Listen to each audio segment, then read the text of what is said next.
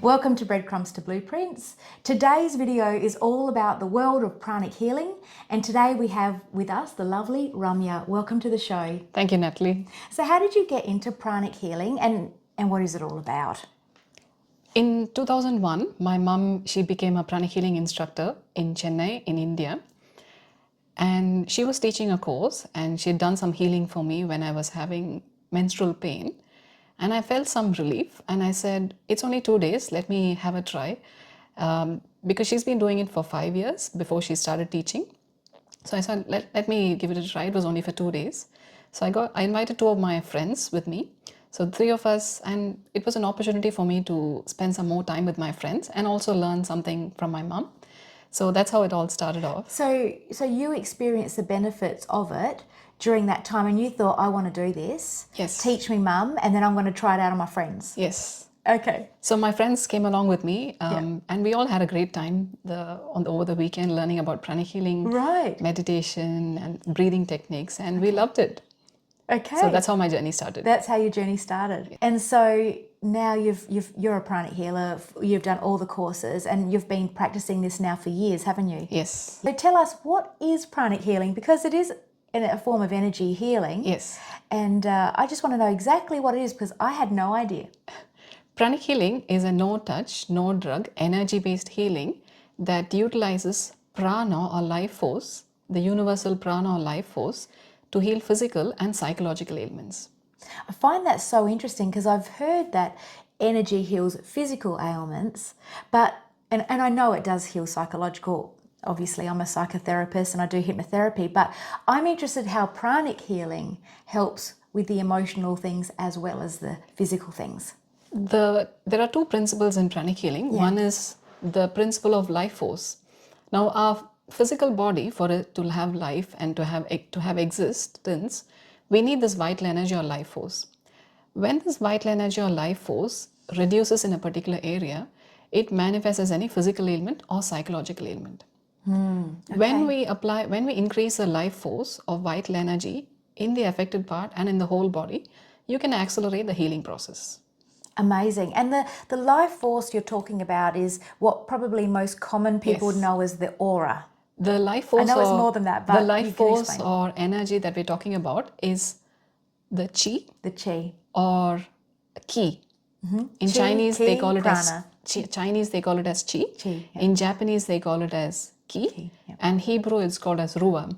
Oh, wow. So Okay, so we're all talking about the same Yes. thing. It's just different cultures, different Yes. languages have a Yes. different name for it. in pranic healing comes from the word prana.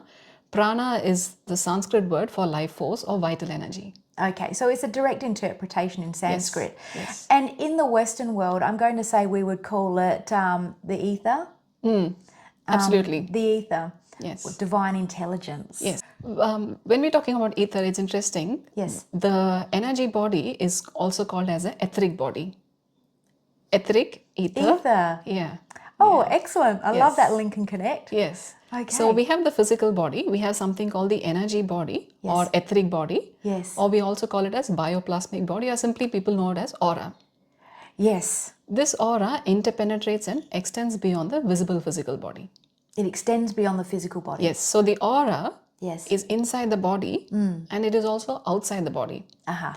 So the aura, it follows the pattern of the physical body. Right. So the physical body is actually molded after the energy body or aura.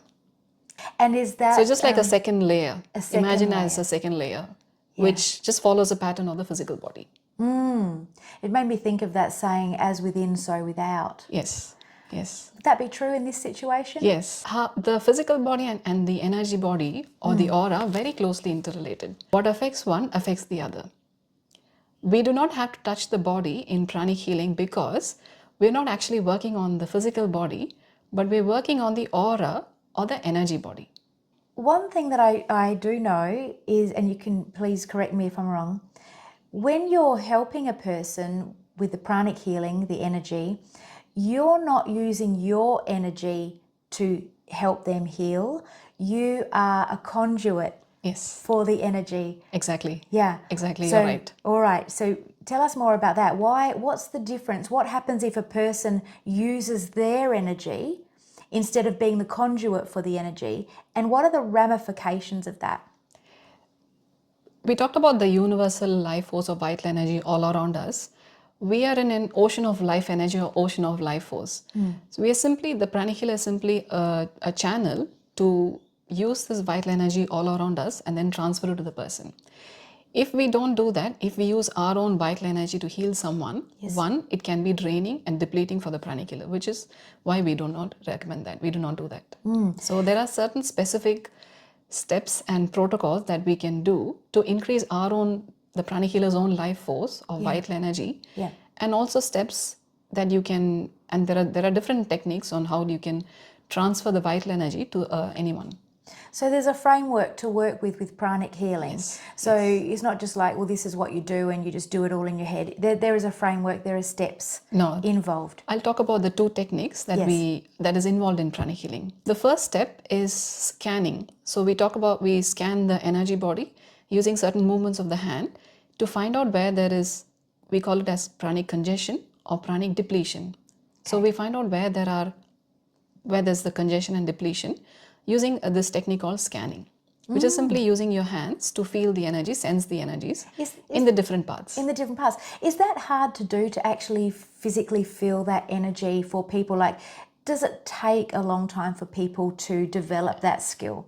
It depends from person to person. Some people may have had some experience with energy, working with energy before. So for them, they might be quite sensitive to energy. Like for me, for example, to start off with, I wasn't very sensitive to energy first. So it took some time for me to sense the energies, to get more confident in scanning. But even if you cannot scan, anyone can learn how to do Pranic Healing. So anybody can learn this? Yes. All right, going back to the question before, if a person does use their life force, their energy, instead of being the conduit, I know it's not good for them, but what can happen to them? Can they actually fall ill physically or mentally? They can get depleted. They can get depleted. They can get depleted. So, all right, I'm really into this. So if a person is suffering from anxiety, just say, and then the Pranic Healer uses their energy to help them with their anxiety, does that mean that whatever is topping us up and helping us with our anxiety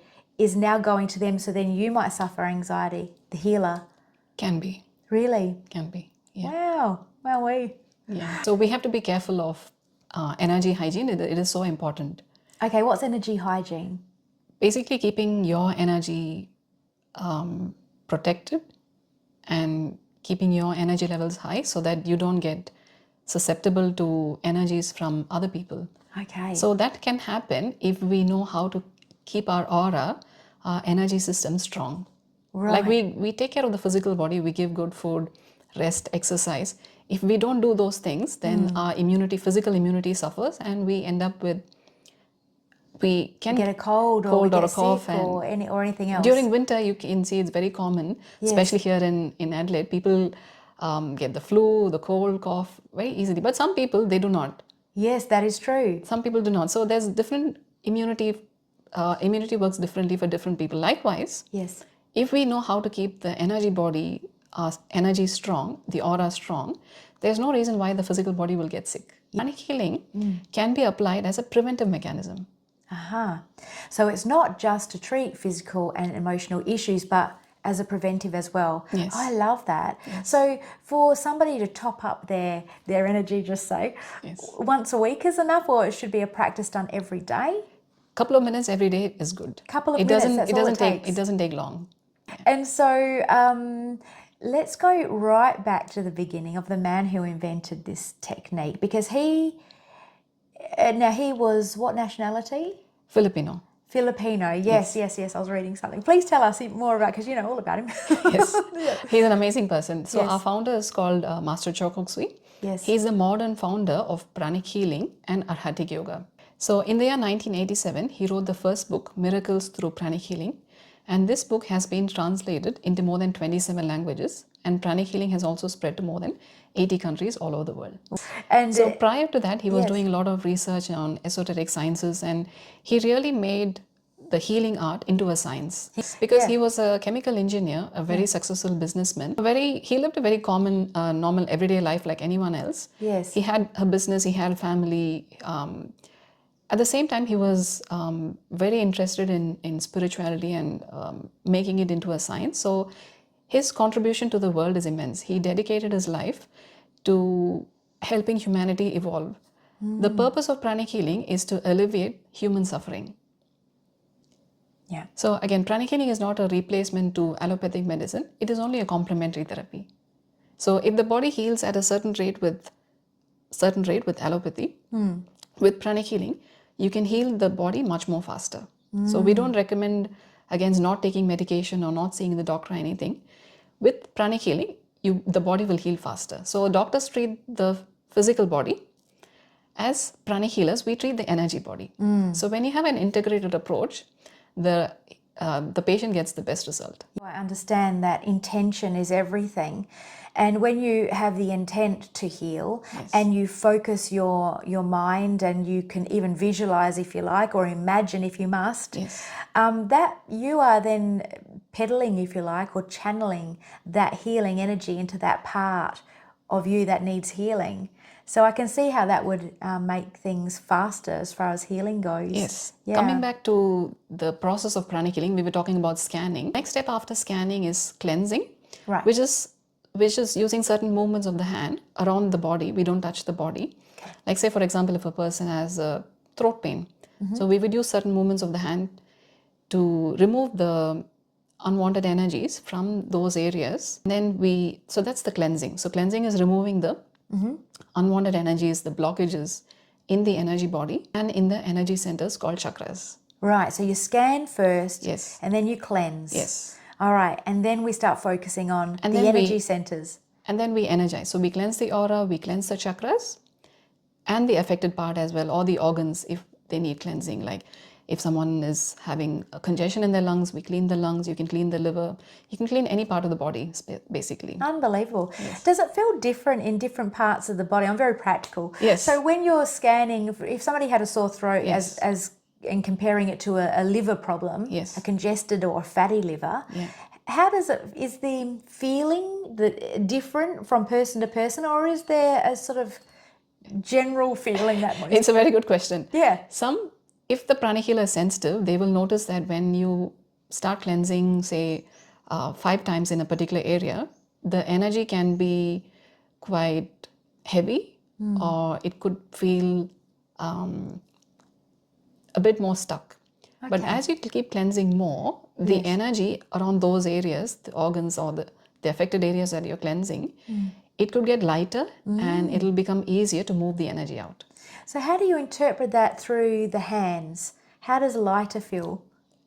I'm asking this question too because there might be people on the journey learning pranic healing and they're like, oh, I want to ask that in class, but I don't feel confident enough to ask. Maybe listening to this, they'll get the answer. But by practice. Okay. By practice. Okay, so because it is such a subtle thing, isn't it? The hands are, we use the hands to cleanse and feel the energy, sense the energies. So the more we practice sensitizing the hands, the energy, the hands will become more sensitive to energy. Yes. And the more we do the cleansing, the more we do the scanning, we will feel more confident. That's how it became for me. All right. Ramya, would you mind, because we've done this once before, would you mind with me now and the viewers that they can do this with us? Perhaps we can energize our hands and feel that ball of energy. Absolutely. Would you take us through that? Absolutely. All right, let's do it. Excellent. So let's sensitize the hands. So we rub our hands together. Yes. And then press the center of your palms. Okay. And let's keep our hands facing each other, your palms facing each other. Maybe we'll pop our hands a bit higher so they can see. Yeah? Your armpits are not closed like this, they're open. Okay, armpits open. And let's connect the tip of the tongue to the roof of your mouth. Why is that? That feels weird. It helps with the energy circulation. It helps with the energy circulation. It helps you become more sensitive to energy. Okay, it's just such a weird place to put your tongue.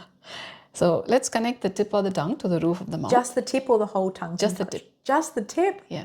So if this is the roof of the mouth, so just touch the tip of the tongue to the roof of the mouth. Really? Okay. And then let's keep the hands about 2 inches apart. Your armpits are slightly open. So try to keep your hands relaxed, not too stiff. Inhale slowly and deeply. Exhale slowly and deeply. Inhale slowly. Exhale slowly. Be aware of the center of both palms. Inhale slowly. Exhale slowly. Let's do about 12 breathing cycles.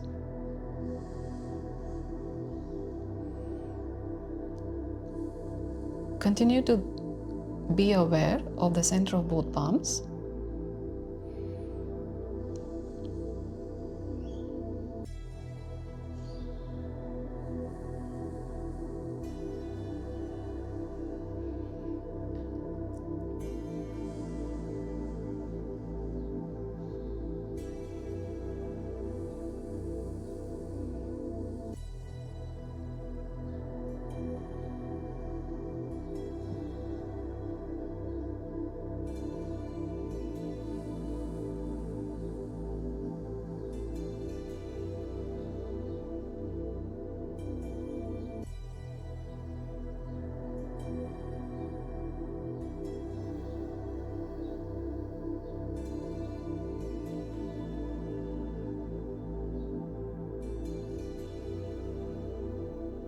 Let's do a couple of more, 3 to 4 more.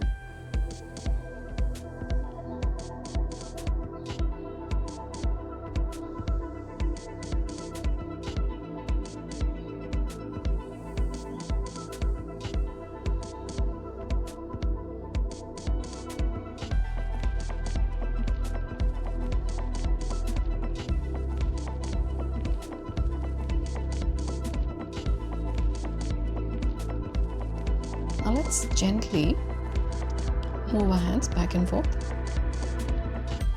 Continue to be aware of the center of both palms. Oh, I can feel that. Wow. Now it feels like a magnet is gentle magnet pushing, like there's resistance. It's harder Amazing. for me to bring my hands in. Yes, amazing. Yeah. And actually I go into trance really easy. Of course. And I could actually, when I went into trance, I could see off the tips of my fingers radiating blue, Amazing. green, and then yellow. Oh, these are things people would tell me in the class. Oh, really? They tell you the same thing? Colors. Some people see colors. Yeah. I saw But the most colours. people would see white Yeah. or colorless. Started with that, but then it Yeah. just grew into the colour, Yeah, which is pretty amazing. it's amazing. It is amazing. I love this. Isn't this fun? Can you guys feel that too? Some people may feel warmth. Yeah. Some people may feel pressure. Yes. Some people may feel a tingling sensation. Got that too. Some people may sense something is whirling in between the hands. Aha. Some people may feel the magnetic Oh, I force feel the like you magnetic. did. I'm trying to push in now and it just feels like there's a marshmallow in there. Amazing. And my hands are getting tingling like from the palm up to the fingertips. up to the Amazing. yeah. Amazing. And some people, very few people see colors. So I love this. So I just hope that you watching, if you've participated in feeling the energy between your hands, that, okay, so you can feel warmth, you can feel tingling, you perhaps could see a white color coming out from the fingertips. If you start to let your eyes go a bit hypnotic, like a bit daydreamy, you start to sort of become a little bit bleary-eyed and you can start to see that. You might see colors as well, as I just saw. And the fact that, yeah, when you start to bring your hands back in, I can still feel it. It's still amazing. being pushed apart. And to be honest, the more I go further apart, the harder it is to come inwards because I'm feeling the resistance. Is yes, that normal? because the energy is building. The energy is building. Yes, How far can it go? as far as we want it to go. So my hands could potentially go off camera. Really? That's crazy stuff. Yes. And so we have this beautiful energy now that we can feel between our hands. Can we do something positive with it? We can inhale the energy. Yeah? So just inhale. Exhale.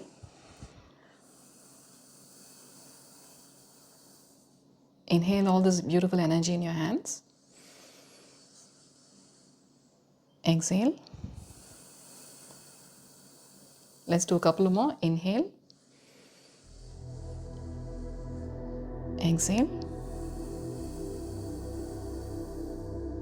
Inhale. Exhale. Inhale. Exhale.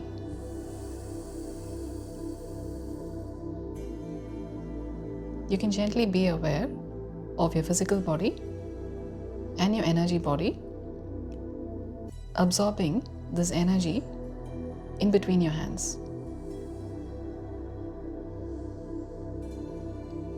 You notice it's still stronger. It's still strong. Yes. Really strong. Yes. I can even feel it from my palm, not so much my fingers, but my palms and my wrists. Yes. It's actually even pushing my wrists Yes. out Because now. like we said, the energy is building. The Oh more, my because we're doing it for a couple of minutes now, so the Yes. energy is building really.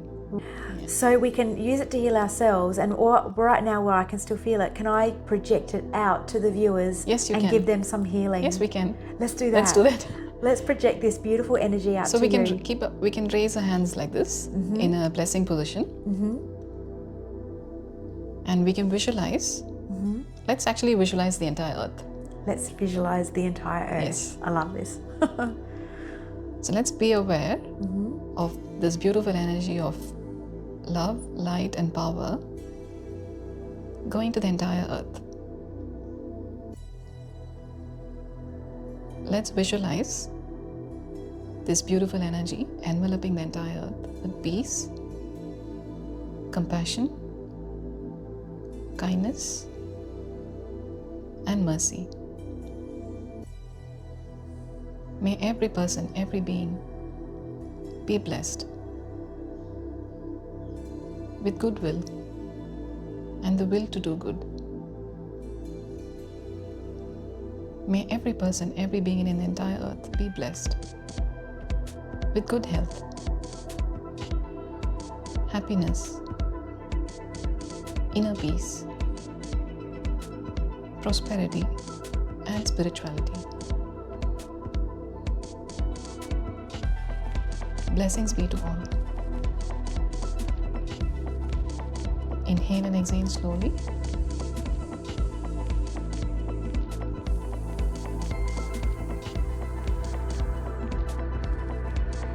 And we can gently open our eyes.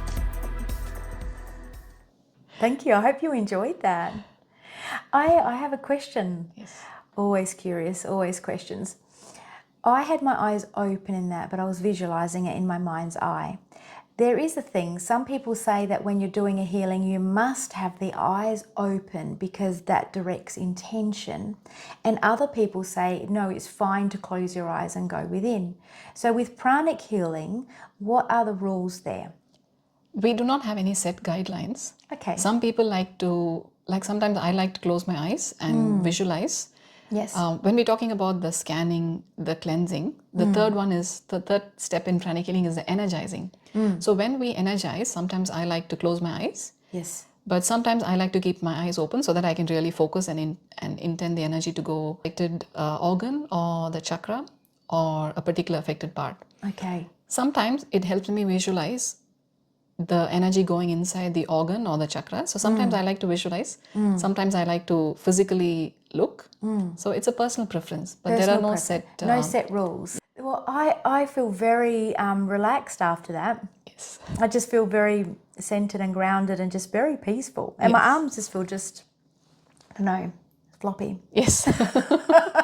But no, I genuinely feel throughout my whole body nice and relaxed. So I hope you feel that too. Yeah. We did a simple experiment to feel the energy in your hands. The reason you feel more pressure, more pulsation is because when we're sensing the energy, we're not just sensing the energy in your hands, but automatically your aura, your energy body is also starting to expand because of the breathing that we're doing. Because of the breathing. Because of the focus that we have Yes. in sensing the energy. Yes. So that automatically increases our energy body or the aura. So the aura becomes bigger, expanded, brighter, and denser. and denser. Yes. And you can absolutely feel that. And I just think that is incredible. And everybody needs to know this about themselves, because we are amazing divine beings Yes. that are capable of doing so much more than we know. The Western ways, you know, I think a lot of people aren't aware of our energetic Absolutely. body. Absolutely. Whereas Eastern, this is your culture. Yes. It's understood, it's a given, and it's taught in schools, but not in the Western world, as far as I'm aware. That is true. Yeah, because I know in India, you know, they even teach kids to, you know, tune into it. They have classes on intuition. Again, in India, if you look at it, some people are more focused on allopathy. Some people are opening up to energy. But it is not a given that in India that people are more aware of energy. It's not a given? No. I thought it would be, because it's part of their culture. No? And plus because I It thought is. in schools. It you know, is, if but they're teaching now it. people are like Changing. and aping the West more, which is Yes. which is very surprising, because there's a lot, like you said, it's been there, this tradition of the practice of connecting to the one source, Yes. or which we call God, or the energy, is very intrinsic in the culture, deep rooted in the culture, because there is a lot of religious connotation to it, and people can become fanatical with religion. But there is the spiritual aspect of it, that if they're open to spirituality, they may experience that. But if they focus mostly on the religion, they only look at the physical body, and even they're not aware of the energy Yes, body. exactly. Just because a religious person who subscribes to a religion doesn't mean that they are aware. I Yes. totally get that. Spirituality, I think that the name should be changed somehow, the coin, the term, because it is attached to this, like you said, a religious thing, when in fact it's not. It's just literally who we are. If I was Our essence, our true essence. it's our true essence. If I was a car, you know, I'd say, well, I've got 4 tires and a steering wheel, you know, and this is how a car operates.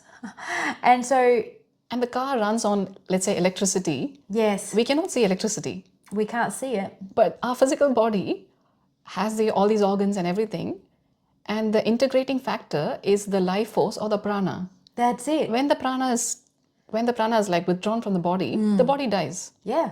Or when the prana is reduced in the body falls sick. So That's like when we somebody... cannot see prana, We we cannot can't. see life force or vital energy, but it doesn't mean that it does not exist. That's right. And there's Just a lot like of how we things- can't see electricity. So Yes, there's a lot of things that we can't see that, Yes. that do exist. Yes. So why wouldn't that? I think it's innate in us, innate. It's deep-rooted Yes. in our subconscious that we do Yes. know who we are, but we need to almost peel the layers of the onion to rediscover that. That is true. And that's why, you know, I wrote my book, and I'm going to just plug that right now. Why not? You know, if you want to discover your hidden potential, have a read, because I boiled it down into who we are, because I got Wonderful. excited. I thought, well, like, if I was an automobile, if I was a car, this is your components and this is how you operate yourself. Put it so simply, but Yes. it's a good place to start. Yes. I think it's a good people place have to be start. aware of the energy body and what we can do. Yes. Yeah, that's it. Yeah, And once our you're true aware, essence. Yeah. yeah, our true essence. Yes. Because then we realize we are far greater than who we Yes. think we are. And life gets so much more exciting. Definitely. Yeah. Definitely. It makes our physical existence, our life, more easier. Life flows better because the energy flows better. We understand energy. Absolutely. This energy, it affects every aspect of our life, not just our physical health, emotional, mental well-being. That's it. Because the chakras, they have physiological functions. They control the organs. Let's say we have a throat chakra. It controls the organs in the throat. So by cleansing and energizing the throat chakra, we can heal any cold, cough, sore throat, or whatever. Likewise with the other chakras. Likewise, the chakras also have psychological functions. So it's not just about the physical health, but our emotional and mental well-being, which is a huge thing. It is a huge thing. It is a huge thing. People are looking for solutions for improving their mind and their emotions. It's not just a physical health, but once we're able to take care of the mind and emotions, the physical body gets well. So it's like a little recipe, isn't it? We take a little bit of energy healing, a little bit of diet, a little bit of sleep, a little bit of emotional stuff, and you just take a little bit of that, put it into your recipe, and you do something good with it. Yes. But if you're missing like the baking soda in Yes. it's not going to rise. Yes. And it's That's like true. if there's an ingredient missing, it's going to take a lot longer you might have a cake, but it might be a bit of a flat one, or, Of course. Love these analogies. Of course. Okay. So, all right, moving along. Let's talk about, because this is a big thing with pranic healing, is the twin heart meditation. Yes. Now, tell us what that's about and how that fits into pranic healing. So, meditation on twin hearts is a simple meditation. It is practiced all over the world by people of different faiths and backgrounds. The main purpose of this meditation is to experience inner peace and illumination or divine oneness. Without inner peace or personal peace, we cannot experience global peace. So within each one of us, we all contribute to the consciousness of the planet Earth. When we're able to change our own consciousness, when we're able to raise our vibration, raise our consciousness, become more peaceful, become more happier, more joyful, we all contribute to the energy of the planet. So this meditation is very beautiful because it focuses on blessing the earth and becoming a channel to bless Mother Earth. And when you say that too, because we're focusing on being more peaceful, loving, see, when you act that way, then you are that way yourself. Yes. So what we're saying is that when you're focusing your attention on these things, you are becoming that yourself. Now, when you become that yourself, it means you're changing your energetic vibration. So you are now producing a vibration that is more loving. And so other people sense that and feel that. And we attract those kinds of people. And we attract that because we're magnets. Yes. So we attract that into our life Like as well. energy attracts like energy. That's it. Yes. Birds of a feather flock together. Likewise. Yes. Yeah, so that's great. Yes. And so this is something done at every session. If a person comes to a pranic healing class, is this a general thing that gets done all over the world? They always have to participate in that meditation? This meditation is taught in the course, and this one is also taught to the public. Anyone who wants to do this meditation, they can also do this meditation. So there's lots of groups online and in person as well who teach this meditation. So it's about activating the heart chakra, activating the crown chakra, and blessing Mother Earth. We did a little demo with all of you about we use those positive energies to bless Mother Earth. So it's very similar to that. Yes. Excellent. Thank you so much. Now, is there something that I need to ask that I haven't asked as the host here that people do need to know about pranic healing? Look, pranic healing is for everyone. Pranic healing is for everyone, even if you've not had any exposure to meditation or spirituality, or it's for everyone. You just have to have an open mind, open but discriminating mind. Our teacher, being a scientist and a businessman, he was very, very practical. He would say, do not believe things blindly. Always question, analyze, experiment, and make your own conclusion. Love that. But to have an open mind. Yes. But if our mind is closed, then we cannot learn. So all it requires is to have an open but discriminating mind. Okay. Not to believe things blindly, or not to believe something because someone said so, or because it's written in books. Go off and do your own research. Yes. Be curious, be inquisitive, and ask lots of questions. Yes. And then make up your own mind, because we're born sovereign. Yes. That is a really lovely way to end the interview today. Thank you, Natalie. Thank you for having me. It's been a pleasure speaking to you. My pleasure too. Thank you. I hope you've all enjoyed that. And what a great way to end the show. You were born sovereign. Thank you. If you want to watch any more of my stories related to energy healing, just look at my channel there. There's a whole list. And thank you again, Ramya, for coming on the show today. Thank you, Natalie. Thank you for having me. Thank you. Bye.